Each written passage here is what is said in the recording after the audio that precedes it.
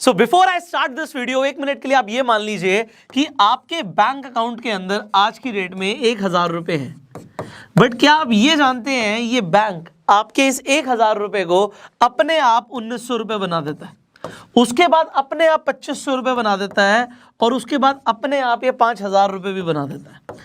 आपको ये नहीं पता कि आपके पैसे के साथ हो क्या रहा है, और यहीं से शुरू होता है the hidden game of money, जो गेम आप नहीं जानते। ज्यादातर लोग इस गेम को जानते ही नहीं कि चल क्या रहा है। हो सकता है बहुत सारे लोगों को ये पता हो कि जब आप बैंक में पैसा जमा कराते हो, आपने 1,000 रुपए जमा कराया, बैंक उसका सिर्फ 10% अपने पास रखता है एज अ रिजर्व, इसे वॉल्ट मनी भी बोलते हैं। बट 90% पैसा जो है वो बैंक लीगली चाहे तो स्टॉक मार्केट में इन्वेस्ट कर सकता है, और इससे अपने पैसे को बढ़ा सकता है, डुबो भी सकता है, और इसके जगह पे वो चाहे तो लोगों को लोन भी दे सकता है। तो आप ही के पैसे से लोगों को लोन मिलता है, इतना हमें पता है। बट अब ये एक्चुअल में प्रोसेस चल क्या रहा है, आपको इस पूरी गेम से क्या समझने को मिलेगा, और आपका पैसा जो वैल्यू लूज करता जा रहा है उसके अगेंस्ट आप क्या कर सकते हो। क्योंकि अगर बैंक ऐसा ही करते जाएंगे तो चीज़ों का दाम बढ़ता जाएगा, इन्फ्लेशन बढ़ेगा, और बहुत सारे और भी अदर फैक्टर्स हैं। देखिए, जब हम फाइनेंशियल एजुकेशन की बात करते हैं, फाइनेंशियल वर्ल्ड की बात करते हैं, ये वर्ल्ड बहुत बड़ा है। हर किसी को सब कुछ नहीं आता, मुझे भी सब कुछ नहीं आता, और ज़्यादातर लोगों को तो ये सब बातें पता ही नहीं होंगी जो आज वो सीखने वाले हैं। बट ये इन्फॉर्मेशन पता होना बहुत ज़रूरी है, अगर आपको अमीर बनना है तो भी, और अगर आपको इकॉनमी को समझना है तो भी। अब आगे बढ़ेंगे, और मैं आपको सबसे पहले ये बताऊंगा कि आप जो आपकी जेब में आज पैसा है, जैसे हम करेंसी बोलते हैं, और अगर आप इस करेंसी को मनी समझते हो, अगर आपको लगता है ये करेंसी मनी है, तो आप बिल्कुल गलत समझते हो। एक्चुअल में मनी और करेंसी में डिफरेंस होता है, इसमें बहुत बड़ा डिफरेंस है। अब ये डिफरेंस को समझने के लिए थोड़े टाइम पहले चले जाइए। डिमोनेटाइजेशन हुआ था, 500 और 1000 के नोट जो हमारे पास थे हमने जाके बैंक में डिपॉजिट करा दिए। बट कुछ लोगों के पास आज भी डिमोनेटाइजेशन हो चुका है, टाइम निकल चुका है, आप पैसा आप जाके बैंक में जमा नहीं करा सकते। बट किस इंसान के घर में वो 500 या 1000 का नोट कहीं से निकला, वो नीचे कमेंट करना कि भाई डिमोनेटाइजेशन हो गया, मैं जमा भी नहीं करा सकता, बट मेरे पास 500 1000 का नोट यहाँ से निकल गया। अब अगर वो निकल गया, 1000 रुपये वो थे, आज आपके घर से आपको पता नहीं कहीं लॉकर में किसी अलमारी में वो 1000 रुपये का नोट या 500 रुपये का नोट पुराना मिल भी गया, आज उसकी वैल्यू कितनी है? 0। बट वहीं पे अगर किसी इंसान ने 1000 रुपये का गोल्ड खरीदा हुआ होता, और गोल्ड उस टाइम के बाद आज भी निकलता, तो उसकी वैल्यू इनफैक्ट बढ़ जाती। मेरे कहने का मतलब उसकी वैल्यू रहती। तो जो रियल मनी है वो करेंसी है ही नहीं, करेंसी तो एक बहुत बड़ा स्कैम है। आज आपको समझ आएगा ये जो करेंसी का गेम है, it is a big scam. आपके साथ क्या हो रहा है आपको यही नहीं पता। आपके पैसे की वैल्यू कोई कभी भी खत्म कर सकता है। गवर्नमेंट चाहे तो आज भी 2000 के नोट एकदम से बंद कर सकती है। आप क्या कर लोगे? मैं क्या कर लूँगा? कोई कुछ नहीं कर सकता। But what we can do, we can understand कि भाई इस पे भरोसा नहीं, इस पे भरोसा करना है। करेंसी पे भरोसा नहीं करना, मनी पे भरोसा करना है। बिकॉज अगर आपने मनी को समझ लिया तो आप हमेशा पैसा कमाओगे, बचाओगे, और आप वेल्दी भी रहोगे। और जो सिर्फ करेंसी के पीछे पड़े रहे, उनके साथ बहुत बुरा हो सकता है। सो अब आगे बढ़ते हैं, इसे समझते हैं। जब मैंने बैंक का एग्जांपल लिया था कि बैंक आपके 1000 रुपये को 1900 रुपये कर देता है, वो कैसे करता है? देखिए, आपने बैंक में जब डिपॉजिट कराया अपने पैसे, अब आप डिपॉजिट क्यों करा रहे हो? आपने 1000 रुपये डाले। मैं एक एग्जांपल ले रहा हूँ 1000 का, किसी के 1 लाख हो सकता है, किसी के 10 लाख हो सकते हैं, किसी के 1 करोड़ हो सकते हैं, किसी के 100 करोड़ भी हो सकते हैं। बैंक में पड़े हैं, और बैंक में अगर वो सेविंग अकाउंट में पड़े हैं, बैंक आपको कुछ इंटरेस्ट देता है। तो बैंक में हम पैसा 2 कारणों से रखते हैं कि एक तो वो सेफ है, जो कि नहीं है, ऐसा हमें लगता है कि सेफ है बट वो नहीं है, और दूसरा हमें लगता है कि वो हमें इंटरेस्ट दे रहा है, हमारा पैसा बढ़ रहा है, हमारा पैसे की वैल्यू बढ़ रही है, जो कि गलत है। अब आपको हो सकता है ये दोनों चीज़ें ऐसी लग रही हो कि सर पैसा तो बैंक में सेफ होता है और पैसे पे इंटरेस्ट भी मिलता है। अगर पैसा बैंक में सेफ होता है तो पीएमसी बैंक के साथ क्या हुआ? चलो येस बैंक के साथ हुआ, उसे गवर्नमेंट ने बचा लिया। बट मैं आपको ये बताना चाहता हूँ कि ये इंसिडेंट्स हमारे सामने हो चुके हैं और लोगों को उनका पैसा नहीं मिल रहा। 25,000 रुपये की लिमिट लगा रखी है, 6 महीने में 25,000 निकालोगे तो अपना ही पैसा बंदा नहीं निकाल पा रहा, तो कैसा safe? Money is not safe. और जब हम बात करते हैं कि हमें पैसे पे इंटरेस्ट मिलेगा, ये भी आपके साथ में एक बहुत बड़ी चीज़ हो रही है। मैं आपको समझाता हूँ क्या हो रहा है। इंटरेस्ट आपको ज़रूर मिल रहा है, 2.5% का, 3% का, 5% का, 6% का, अलग अलग बैंक अकाउंट्स में अलग अलग पैसा मिलता है।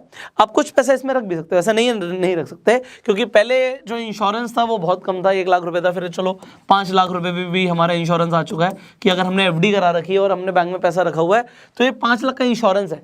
बट इंश्योरेंस के बाद पैसा कब मिलेगा, कितने टाइम बाद मिलेगा, वी डू नॉट नो, अगर बैंक डूब जाता है तो। बट इंटरेस्ट आपको मिलता है क्योंकि बैंक्स आपके पैसे को यूज करके ज्यादा पैसा कमाते हैं। वो स्टॉक मार्केट में पैसा लगाते हैं, ज्यादा उनको रिटर्न्स मिल जाते हैं, वो लोन्स दे देते हैं लोगों को, उससे ज्यादा पैसे मिल जाते हैं। बट जब हम इन्फ्लेशन की बात करते हैं, महंगाई की बात करते हैं, तो महंगाई हमेशा ज्यादा बढ़ती है जितना आपको इंटरेस्ट मिलता है।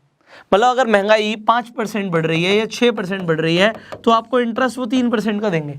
अगर आप सोचिए 1000 रुपए के ऊपर आपको 6% इंटरेस्ट मिल भी गया, आपको 60 रुपए मिल भी गया, बट महंगाई ही 80 रुपए बढ़ गई तो आपके पैसे की वैल्यू लूज हो गई। महंगाई के हिसाब से 1080 रुपये आपकी वैल्यू होनी चाहिए थी, बट 1060 रुपये अगर वैल्यू हुई तो 20 रुपये का नुकसान हुआ है हमें। तो बैंक में पैसा रखने से एक्चुअल में नुकसान होता है। जब आप एफडी करा लेते हो, एफडी इस तरीके से बनाई जाती है कि आप इन्फ्लेशन को कम से कम बीट कर दो। ऐसा नहीं है एफडी में रख के बहुत अमीर बन रहे हैं, कंपाउंडिंग होगी तो बन सकते हैं, बट अल्टीमेटली इन्फ्लेशन आ रहा है। अब जैसे मैंने आपको बताया था कि बैंक क्या कर रहे हैं, आपके 1000 रुपये को वो लीगली किसी को लोन दे देते हैं। अब एग्जाम्पल लेते हैं, ए ने बैंक में पैसे रखे 1000 रुपये और बी ने आके बैंक से लोन मांगा।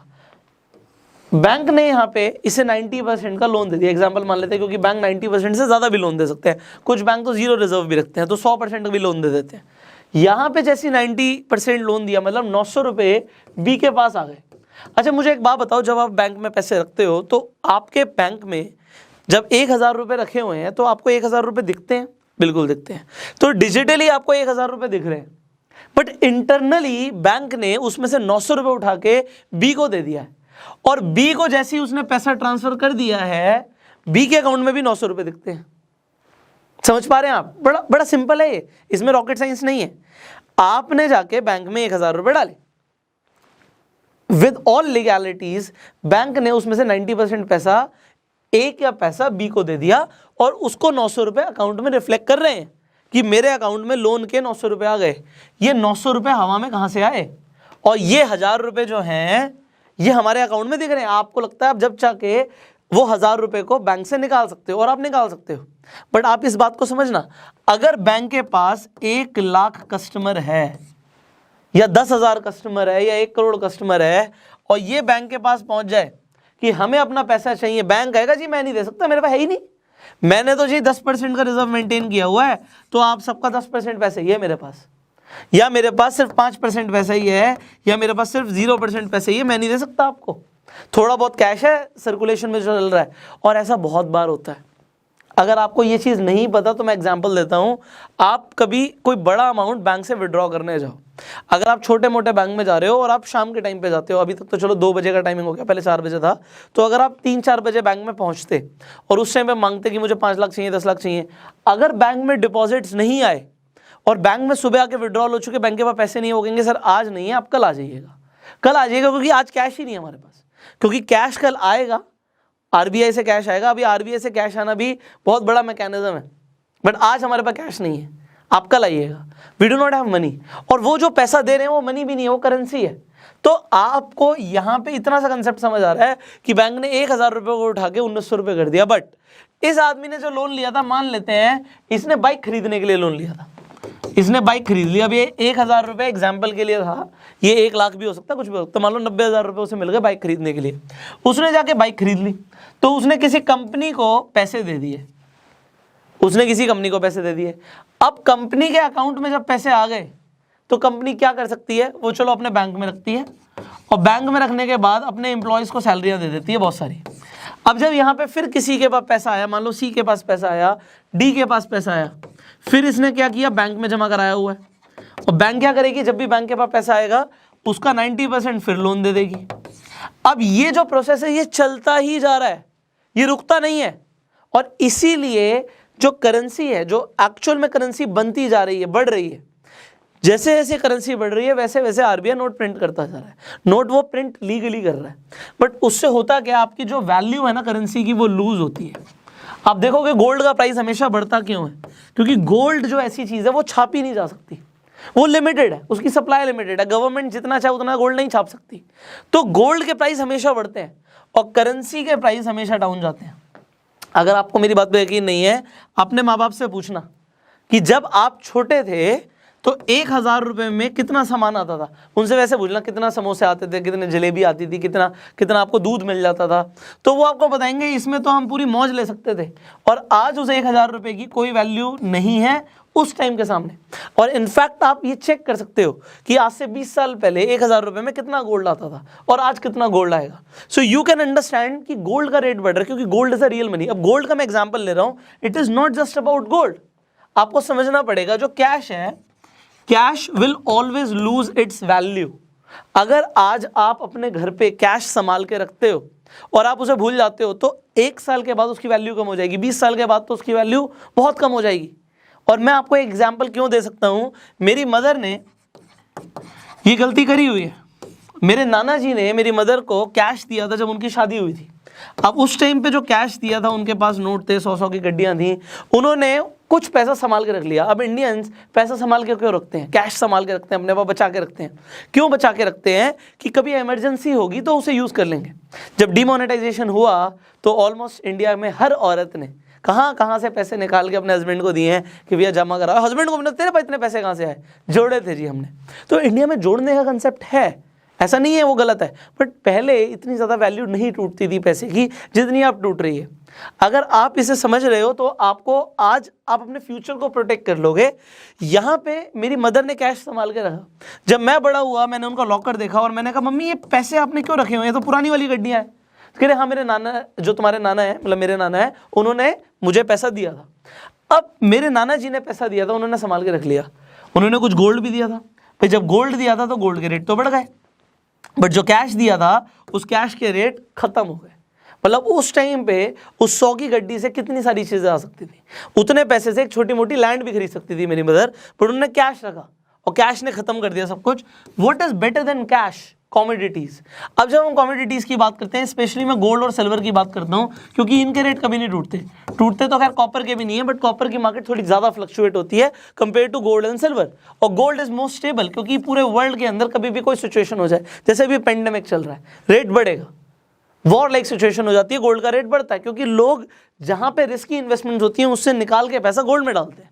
तो आपको ये समझना है कि अगर आपके पास कैश है तो कैश अपनी वैल्यू हर दिन लूज कर रहा है, every day it is losing its value. तो आप अपने पास सिर्फ उतना कैश रखो जितना इमरजेंसी फंड के लिए चाहिए। अब मैंने आपको एक और चीज बताई थी कि अगर स्टॉक मार्केट क्रैश करती है और उस टाइम पे आपके पास कैश है तो आप इन्वेस्ट कर सकते हो, बट जरूरी नहीं कि हम उस पैसे को अपने बैंक में संभाल के रखें। So what's better can you do here is कि आप अपने पैसे को इन्वेस्ट रखो, लिक्विड फंड्स में रख सकते हो।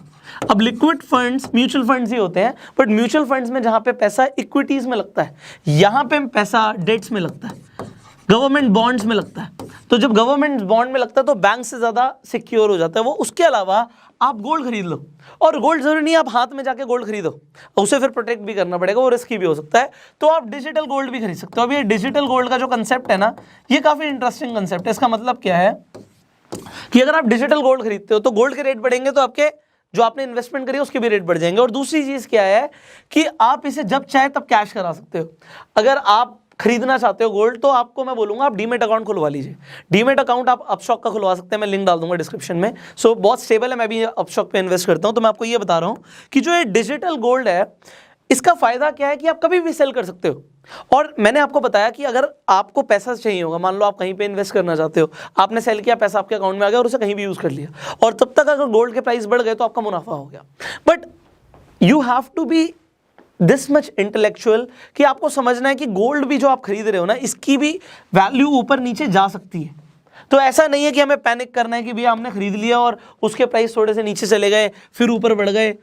आप कभी भी कुछ कमोडिटीज खरीद रहे हो तो over the period of time 100% sure है पैसा बढ़ेगा, and it is for the stock market also.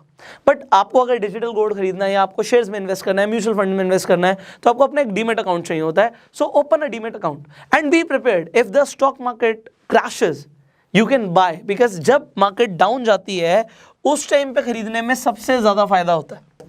अगर मार्केट क्रैश कर गई तो आप अगर यहाँ पे खरीदते हो, you will make money and you will multiply your money. And exactly ऐसा हुआ था इंडिया के साथ जब लॉकडाउन अनाउंस हुआ था।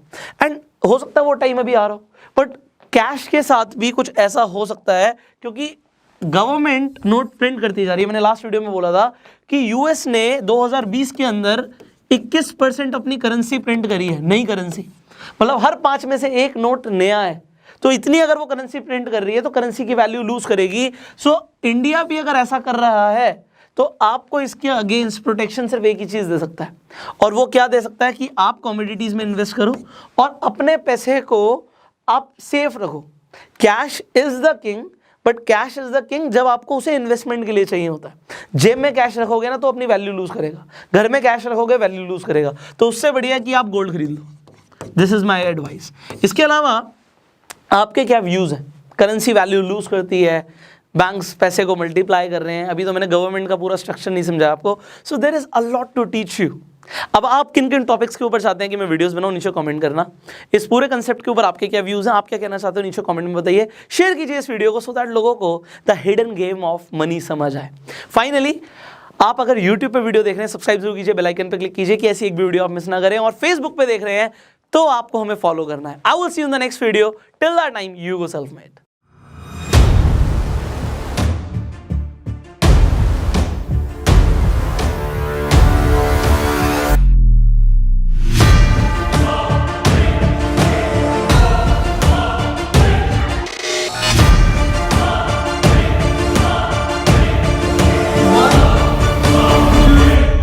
Three.